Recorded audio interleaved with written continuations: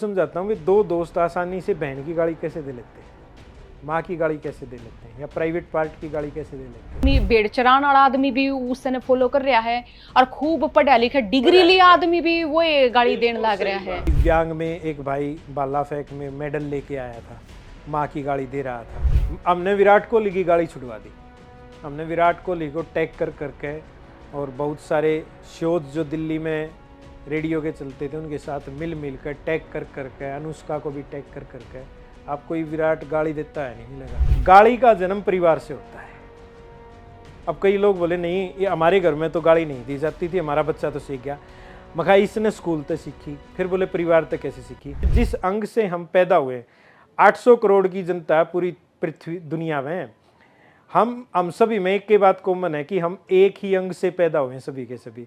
उस अंग की गाड़ी बनाना, बेइज्जती करना तो लोगों के लिए कूल हो गया, और उससे जुड़ी हुई बात पर बात करना उनके लिए शर्म की बात हो गई। तो ऐसे समाज पे तो हमें शर्म आवे, लेकिन हम शर्म करने की बजाय उसमें बदलाव का कोई ना कोई फैक्टर ढूंढ लेते हैं और उसे बदलने की कोशिश।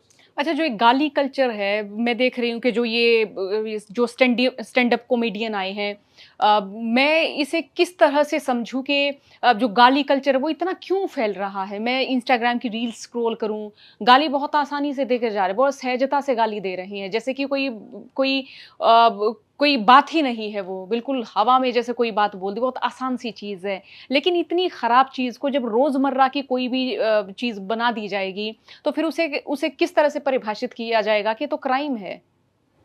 संविधान में भी गलत बोले गए शब्दों के लिए 3 महीने की सजा है, जुर्माना भी है।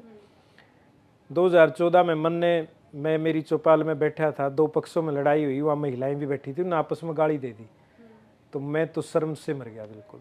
हालांकि उस समय मेरे मुंह से भी एक आध बार गाली जरूर निकली है, ऑनेस्टली बताऊं, लेकिन 2014 के किस्से से लेके 11 साल हो गए, 2025 मेरे मुंह से कभी सिंगल गाली नहीं निकली होगी। हमने गांव में इसको प्रतिबंधित करने के लिए जुर्माना भी लगाया कि जो माँ बहन की गाली देगा, और एक शुरुआत हो गई। उसके बाद हमने गाली बंद घर अभियान शुरू किया।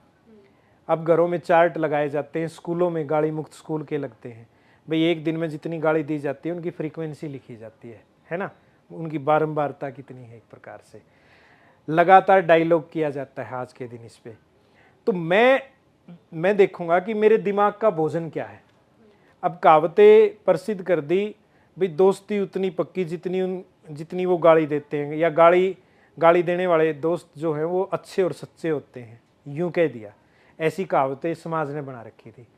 तो मैं उनको समझाता हूँ कि दो दोस्त आसानी से बहन की गाड़ी कैसे दे लेते हैं, माँ की गाड़ी कैसे दे लेते हैं, या प्राइवेट पार्ट की गाड़ी कैसे दे लेते हैं। ये जो चीज़ें आज के दिन जब यूथ के साथ करते हैं ना, तो मैंने तो आज तक जहाँ डायलॉग किया है इस बारे में, वहाँ बहुत बड़ा इम्पैक्ट पड़ा है। और मैं मानू सर कि गाली देते ही मैंने गामते लोग देखे, शहर के भी देखे, खूब पढ़े लिखे भी देखे। मतलब मैं देखूं कि जो गाली कल्चर है वो एक बेड़ चरान वाला आदमी भी उसने फॉलो कर रहा है और खूब पढ़ा लिखा डिग्री लिया आदमी भी वो ये गाली देने लग रहा है। बिल्कुल। कॉलेजों में पढ़े लड़के बोले, बहुत सारी लड़कियां भी गाली देती हैं, माँ बहन की गालियां दे लेती हैं, प्राइवेट पार्ट से जुड़ी हुई गालियां दे लेती हैं, क्योंकि उनके दिमाग का भोजन बन गया। अब जब भूख लगती है तो वो वैसा ही भोजन खाने की कोशिश करते हैं। तो गाली देना और गाली सुनना इस प्रकार का हिस्सा बन गया।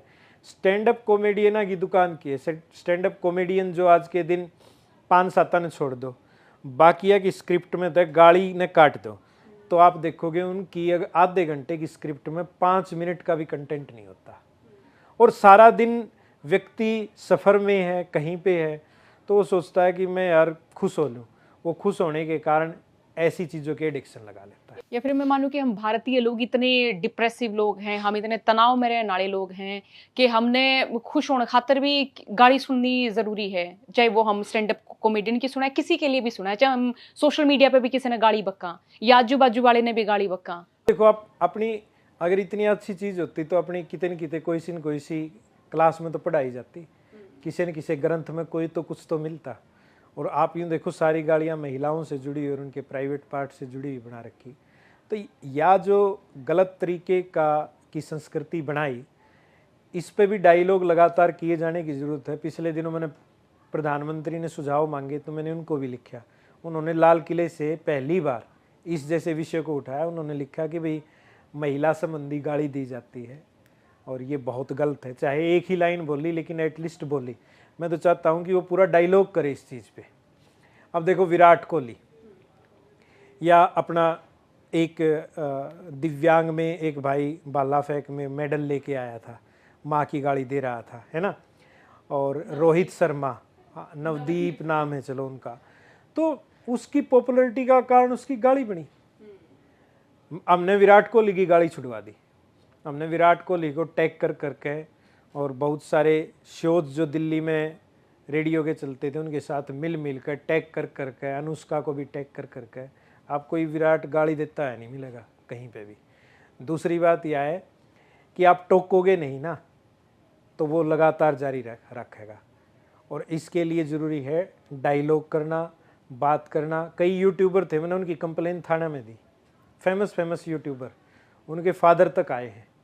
वो छोटे बच्चों के साथ गेम खेलते थे तो माँ बहन की गाली दिया करते, लेकिन हमने वो वाला कंटेंट जो है उनका एक प्रकार से वो बैन करा दिया और उनकी वहाँ की गाली देनी छुड़वा दी। बाकी तो हम कैसे कर सकते हैं भाई, इंटरनेशनल रूल है यूट्यूब पे, तो कौन कैसा कंटेंट देगा। बहुत सारे गाड़ियों से जुड़े हुए गाने भी बनाते हैं, लेकिन आप अपने फ़ायदे के लिए, अपने व्यूज़ के लिए, पैसा कमाने के लिए आने वाले समाज को क्या दे के जा रहे हो। बाद में वही जो गाड़ियाँ आप सिखा रहे हो इन्हीं समाज को, वही लोग जब बड़े होंगे वो आपको देंगे एक प्रकार। तो गालियों को लेकर हिचक क्यों नहीं है भारतीय लोगों में? गालियों को लेकर हिचक, वो उनके बता तो दिया। अब आपको डेली साउथ इंडियन खिला दिया जाए तो इन नॉर्थ वालों को ये डेली अगर दे दिया